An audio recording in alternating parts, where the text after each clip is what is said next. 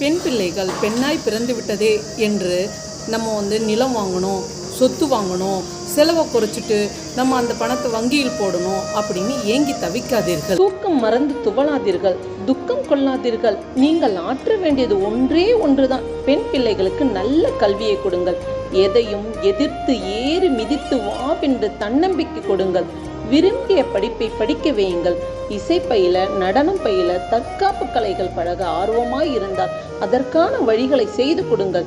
இன்னொரு வீடு இல்லத்தரசியாய் வாழப்போகிறவள் என்று சமையல் பழகுவதை விடவும், சட்டிப்பானை கழுவ பழகுவதை விடவும், பிரச்சனைகளின் போது எப்படி மீள வேண்டும், பிரிவுகளின் போது தனித்து எப்படி வாழ வேண்டும் என்ற தைரியத்தை சொல்லிக் கொடுங்கள்.